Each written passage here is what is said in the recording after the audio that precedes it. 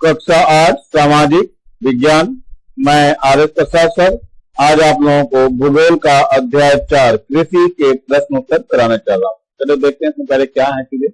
ये सबसे पहले कृषि के बारे में समझाया गया है कि कृषि और भूमि में क्या पद्धति है हमारी। तो सबसे पहले क्या होता है, निवेश करना पड़ता है, यानी कुछ पैसे लगाना पड़ता है, वस्तुएं खरीदने पड़ती है। जैसे मशीनरी खरीदी आपने, मशीनरी खरीदने में फिर इसके बाद बीज खरीदना पड़ता है, फिर रसायन करना पड़ता है। तो ये सारा तो हमने निवेश किया। फिर चक्रम चालू होता है, कैसे काम करना है।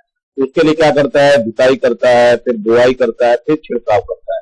इसके बाद जाके फसल करती है, तो हमारी लास्ट में ये फसल प्राप्त होती है, जिसे बेच करके वो अपने इनकम को अर्न करता है। चलिए आगे देखते हैं थोड़ा सा। ये आपका भौतिक निवेश दिखाई दे रहा है आपको, ये भौतिक निवेश है। इसमें क्या होता है, सूर्य का प्रकाश है और ये वर्षा है।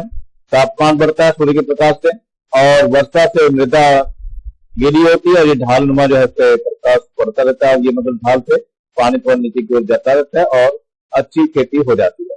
तो करता क्या है, मानवीय निवेश पहले करना पड़ता है, यानी कि पहले हल वगैरह बनवाना पड़ता है और फिर उसके बाद रसायन वगैरह लेना पड़ता है, फिर मशीनरी लेनी पड़ती है और फिर मेहनत करना पड़ता है।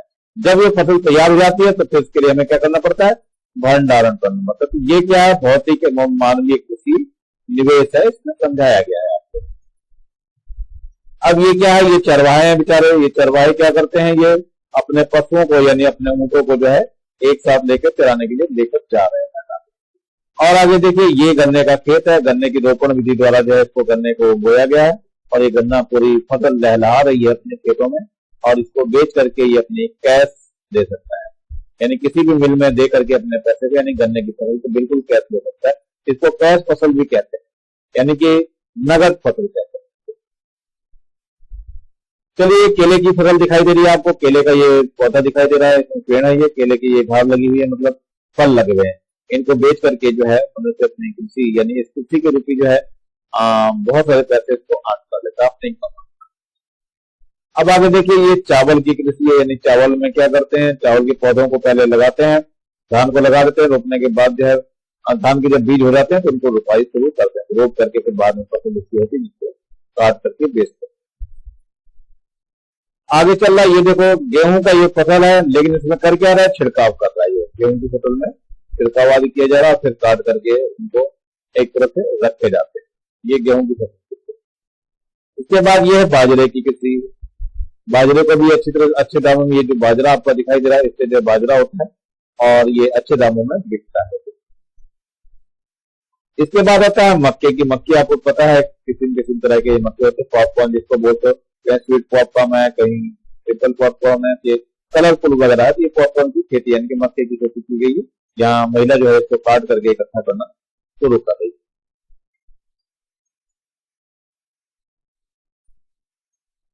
ये कपास की कृषि की जा रही है बच्चों। ये कपास जो है ये फूलों के रूप में होता है, जो दिखाई दे रही है बनी हुई है, यही निकाल करके बेचा जाता है, इससे रेशे बनाए जाते हैं और फिर कपड़े बनाता है। इसके बाद एक और दिखाई दे रही कॉफी की कृषि की जा रही है, यानी कि कोहवा होता है, कोहवा से कॉफी बनती है, कोहवा की खेती करते हैं, उसको इकट्ठा करके फिर से उससे कॉफी बनाने का प्रोसेस चालू करते हैं। ये है चाय रोपण की कृषि, यानी चाय का जो है बागान बनाए जाते हैं, ऐसे पत्तियों को तोड़ करके इकट्ठा किया जाता है, फिर उसको तोड़ करके बेचा जाता है मार्केट। फिर ये आपको क्या है, ये खेत जोतते हैं किसान जो है पहले खेतों को जोत लेते हैं, फिर उसमें बुआई करते हैं, फिर आपका फसल बनने चालू हो जाती है। ये एक और है, भारत के जो खेत हैं वो इस तरह से दिखाई देते हैं, आपको दिखाई दे रहा है बिल्कुल। थोड़ा बाहर वालों को भी देख लीजिए, ये संयुक्त राज्य अमेरिका का एक फार्म हाउस है जो दिखाई दे रहा है, बिल्कुल लहलाता हुआ और बिल्कुल तरीके से बना हुआ है। फिर यह संयुक्त राज्य अमेरिका के फॉर्म में जो है मशीनीकृत खेती की जा रही है, मशीनों से खेती की जा रही है। इसमें मनुष्य बहुत कम लगे लेकिन मशीनें बहुत ज्यादा लगी। इस तरह से कृषि आजकल आसान हो गया करना मशीनों के द्वारा। अब ये आता है, ये जो कीटनाशक है उनका छिड़काव जो है हवाई जहाज के द्वारा किया जा रहा है, यानी प्लेन के द्वारा करते हैं। तो बहुत बड़े खेत में जाकर के छिड़काव आतंक रहता है, तो उससे जो है खरपतवार या कीटाणु नहीं लगते। चलिए थोड़ा प्रश्नों की तरफ भी चलते हैं। तो यह है सही विकल्प चुन करके लिखिए। तो सबसे पहला है आपको, उद्यान कृषि का अर्थ क्या होता है। तो यह है नंबर ग, फलों व सब्जियों को उगाना होता है। नंबर 2 है, सुनहरा रेशा से अभिप्राय क्या है। तो ये आपका पर्सन होता है, सुनहरा रेशा। नंबर 3 है कॉफी का प्रमुख उत्पादक है। कौन है भाई कॉफी का प्रमुख उत्पादक? तो ब्राजील है, सबसे ज्यादा ब्राजील में उत्पन्न होती है कॉफी। थोड़ा सा और जानकारी हासिल कर लेते हैं। स्थानांतरित कृषि को भारत में जूमिंग कृषि के नाम से जाना जाता है। तो इसे समझ लीजिए, स्थानांतरित कृषि को भारत में जूमिंग कृषि के नाम से जाना जाता है। इसके बाद आ रही है मक्का की विश्व में विभिन्न रंग बिरंगी प्रजातियां पाई जाती हैं। प्रत्येक समय पर्याप्त सुरक्षित और पौष्टिक खाद्य पदार्थ की सुविधा खाद्य सुरक्षा है। कॉफी की जो खोज है, कॉफी की खोज कालगी नामक अरबी वासी बकरी चरवाहे ने की थी। विश्व की 50% जनसंख्या कृषि पर निर्भर करती है। ध्यान रखना कि 50% जनसंख्या कृषि पर ही निर्भर करती है। वे क्रियाएं जिनका संबंध प्राकृतिक संसाधनों के उत्पादन और निष्कर्षण से है, प्राथमिक क्रियाएं कहलाती हैं। प्राथमिक और द्वितीय क्षेत्र को सेवा कार्यों द्वारा सहयोग प्रदान करती हैं और द्वितीय क्रियाएं रेशम के कीटों का वाणिज्यिक पालन को सेरीकल्चर कहते हैं। ध्यान रखना बच्चों, सेरीकल्चर कहते हैं। किसान एक छोटे भूखंड पर साधारण औजारों और अधिक श्रम से खेती करता है, उसे गहन निर्वाह कृषि कहते हैं। चावल के लिए उच्च तापमान, अधिक आर्द्रता एवं वर्षा, चीका युक्त जड़ हो मृदा की आवश्यकता होती है। मक्का को कॉर्न के नाम से जाना जाता है। विश्व में इसकी विभिन्न प्रजातियां पाई जाती हैं।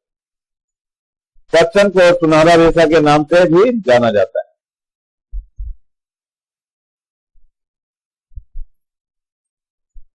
प्राथमिक क्रिया देखिए, प्राथमिक में क्या है? प्राकृतिक संसाधनों के उत्पादन और निष्कर्षण से संबंधित कार्य प्राथमिक क्रिया है, जैसे आखेट, कृषि संग्रहण।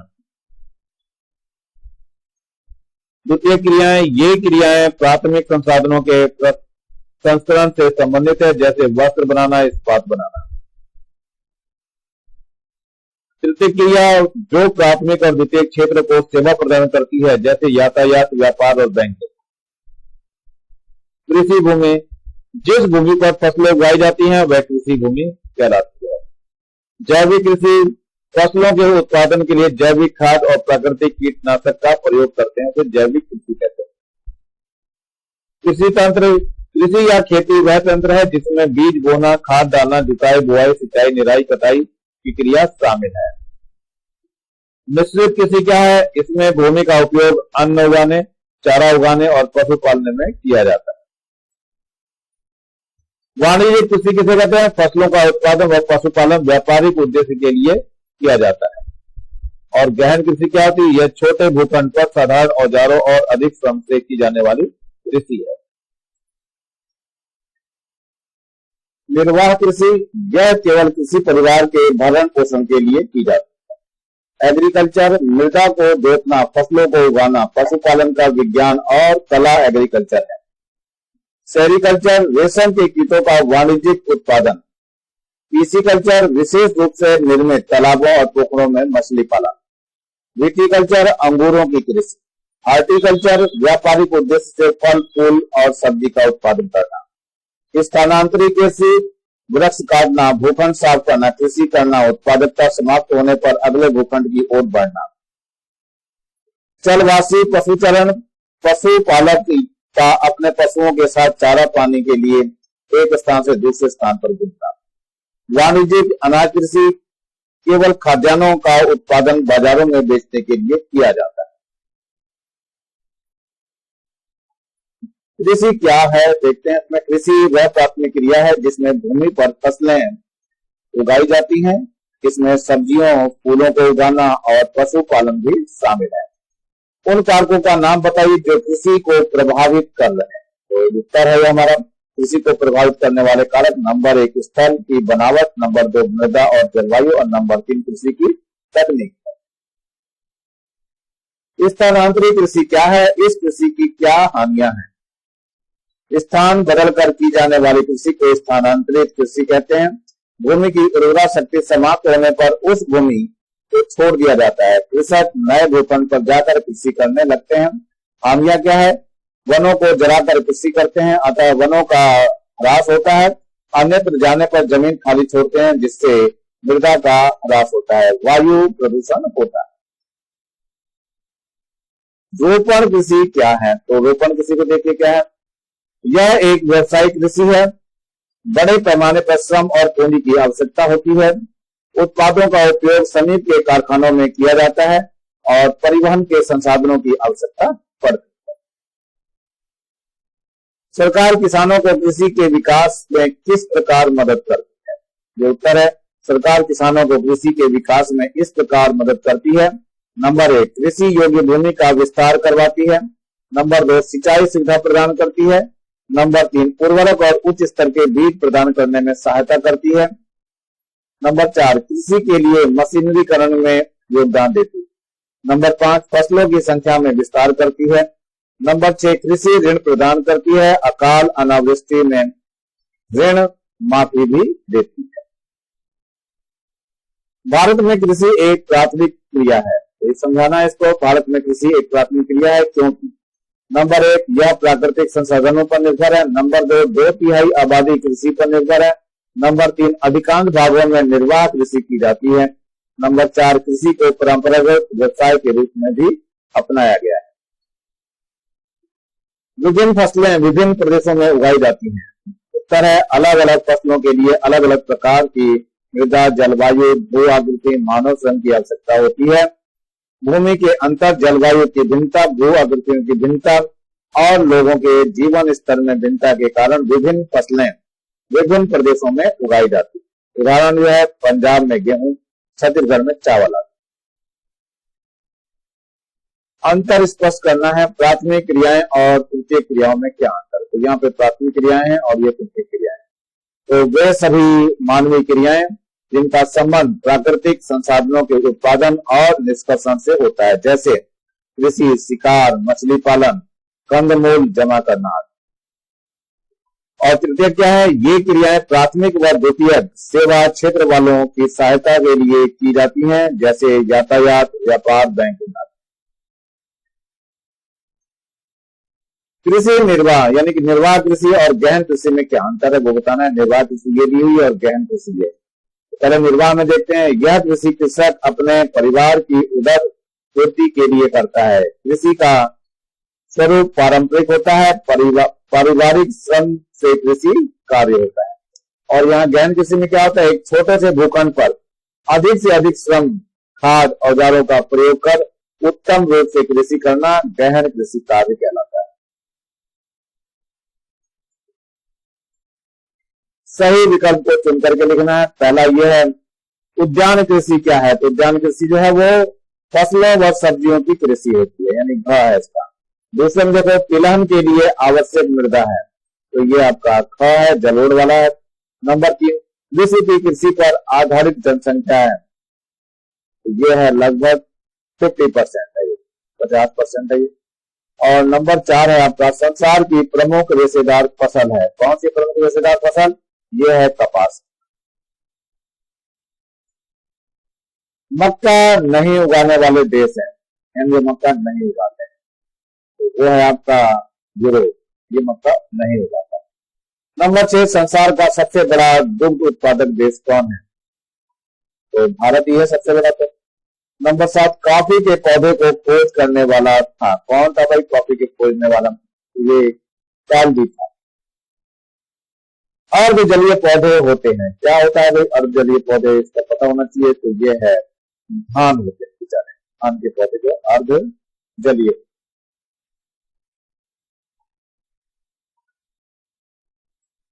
नंबर 9 है, जैविक खाद का प्रयोग करने वाली कृषि है। कौन सी कृषि कहलाती है? तो ये जैविक कृषि कहलाती है। प्रश्न है, प्राचीनतम मानव व्यवसाय कौन सा है? तो प्राचीनतम मानव व्यवसाय कृषि ही है। विकासशील देशों के लोगों का महत्वपूर्ण व्यवसाय क्या है? तो विकासशील देशों के लोगों का महत्वपूर्ण व्यवसाय कृषि करना है। प्रश्न है, कृषि की प्रमुख क्रियाएं क्या हैं? तो ये प्रमुख क्रियाएं उत्तर में लिखिए। कृषि की प्रमुख क्रियाओं में जुताई, बुआई, सिंचाई, निराई और कटाई है। अगला प्रश्न है, गहन निर्वाह कृषि के मुख्य रूप से कौन सी फसलें उगाई जाती हैं? तो गहन निर्वाह कृषि में चावल हो गया, गेहूं हो गया, मक्का हो गया, दलहन हो गई और तिलहन की फसलें मुख्य है। मिश्रित कृषि क्या है? तो कृषि कार्य पशुपालन जब साथ साथ किया जाता है तो उसे मिश्रित कृषि कार्य कहते हैं। विश्व के किन भागों में रोपण कृषि अधिक होती है? तो विश्व के उष्ण कटिबंध भाग में रोपण कृषि की जाती है, जिसमें चाय है, केला है, गन्ना प्रमुख है। मोटा अनाज अर्थात मिलेट क्या है? ज्वार, बाजरा, रागी और सोरगम को मोटा अनाज या मिलेट कहा जाता है। अगला प्रश्न है, पटसन के पौधे का जन्म स्थान कौन सा है? तो पटसन के पौधे का जन्म स्थान भारतीय महाद्वीप है, यानी कि भारत में पटसन हुआ था बेचारा। अब है निर्वाह कृषि क्या होती है? तो जिस कृषि में उत्पादित फसलों को कृषक अपने परिवार के लिए ही उपयोग में लाता है, उसे निर्वाह कृषि कहते हैं। इसमें खाद्यान्न फसलें ही मुख्य हैं, इसका निर्यात नहीं किया जाता है। अगला प्रश्न है, वाणिज्यिक कृषि क्या है? तो कृषि का वह स्वरूप जिसमें फसलों को व्यापार और वाणिज्य के लिए उपयोग लाया जाता है, उसे वाणिज्यिक कृषि कहते हैं। इसमें नकदी फसलें उगाई जाती हैं, कृषि यंत्र है, उर्वरक एवं सिंचाई की समुचित व्यवस्था की जाती है। इसमें व्यापारिक एवं रोपण कृषि मुख्य है। कृषि की दृष्टि से भारत अनोखा देश क्यों है? तो ये उत्तर है, भारत को कृषि की दृष्टि से अनोखा देश कहा जाता है। क्यों कहा जाता है? क्योंकि नंबर 1, यहाँ विशाल समतल भूमि पाई जाती है। नंबर 2, यहाँ की मृदा अनेक प्रकार की फसलें उगाने में सक्षम है। नंबर 3, सभी प्रकार की कृषि के लिए अनुकूल परिस्थितियां पाई जाती हैं। नंबर 4, खुली धूप और लंबा वर्धन काल यहाँ की कृषि के लिए उपयुक्त है। नंबर 5, भारत के निर्यात व्यापार में कृषि का महत्वपूर्ण स्थान। पशुपालन किस प्रकार लाभदायक है? तो उत्तर है, पशुपालन से समाज के गरीब वर्ग के लोगों को अनेक लाभ होते हैं। नंबर 1, सूखा पीड़ित पहाड़ी क्षेत्रों और जनजातीय क्षेत्रों में रहने वाले लोगों के लिए यह जीवन यापन का साधन है। नंबर 2, जिन भागों में कृषि भूमि कम है, उन भागों में यह जीविका का साधन है। नंबर 3, दूध, ऊन, खाल, सींग, हड्डियां और मांस पशुओं से प्राप्त होते हैं। पटसन के लिए किस प्रकार की जलवायु और मृदा उपयुक्त होती है? तो पटसन के लिए उपयुक्त जलवायु और मृदा इस प्रकार है। नंबर 1, यह उष्णकटिबंध जलवायु में उगाया जाता है। नंबर 2, इसमें उच्च तापमान, भारी वर्षा और आर्द्र जलवायु की आवश्यकता होती है। नंबर 3, जलोढ़ मिट्टी इसके लिए सबसे उपयुक्त होती है। चरवासी पशुचारण की विशेषताएं लिखिए, क्या होती है? तो चरवासी पशुचारण की विशेषताएं इस प्रकार हैं। तो नंबर 1 देखो, पशुपालक अपने पशुओं के साथ चारा पानी की तलाश में घूमते रहते हैं। नंबर 2, इसमें भेड़, ऊंट, याक, बकरियां पाली जाती है। नंबर 3, भूभाग की विषमता और जलवायु की बाधाओं के कारण चरवासी पशुचारण प्रभावित होता है। नंबर 4 है, पशुपालन से पशुपालक परिवारों को पशु सामग्री की प्राप्ति होती है।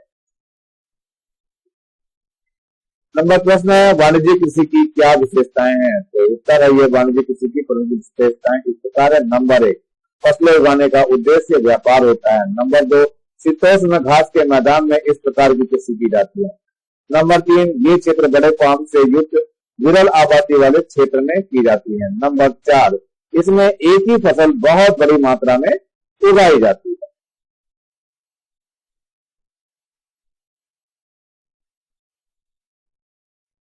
प्रश्न है, एक पेय पदार्थ के लिए आवश्यक भौगोलिक दशाओं का वर्णन कीजिए, किसी एक पेय पदार्थ के। तो चलिए देखते हैं, उत्तर है, पेय पदार्थों में चाय, कॉफी, कोको मुख्य हैं। चाय के लिए आवश्यक भौगोलिक दशाएं लिखिए। नंबर 1, जलवायु देखो क्या होती है, इसके लिए 25 डिग्री सी तापमान और 200 से 250 सेंटीमीटर वर्षा आवश्यक है। वर्षा फुहार के रूप में वर्ष भर होनी चाहिए। नंबर 2, भूमि ढालू, दोमट मिट्टी, अमोनियम सल्फेट युक्त उपयोगी होती है। चाय की पत्तियां तोड़ने के लिए कुशल मानव श्रमिकों की आवश्यकता होती है। ध्यान रखना, यहाँ मानव है बच्चों, ये मानव श्रमिकों की आवश्यकता होती है। चलिए आगे देखिए, चावल की कृषि के लिए आवश्यक भौगोलिक दशाएं कौन कौन सी है? तो ये उत्तर है बच्चों, चावल की कृषि मानसूनी जलवायु की मुख्य फसल है। इसके लिए आवश्यक भौगोलिक दशाएं इस प्रकार है। नंबर 1, तापमान गर्म और आर्द्र जलवायु आवश्यक है, 20 डिग्री सी तापमान चाहिए। नंबर 2, वर्षा 100 सेंटीमीटर से अधिक वर्षा चाहिए, सिंचाई के लिए भी जल की पूर्ति की जाती है। नंबर 3, भूमि उपजाऊ चिकनी मिट्टी इसके लिए आवश्यक है। पहाड़ी भागों में सीढ़ीदार खेत बना करके अथवा जलोढ़ मिट्टी वाले क्षेत्र में इसकी कृषि की जाती है।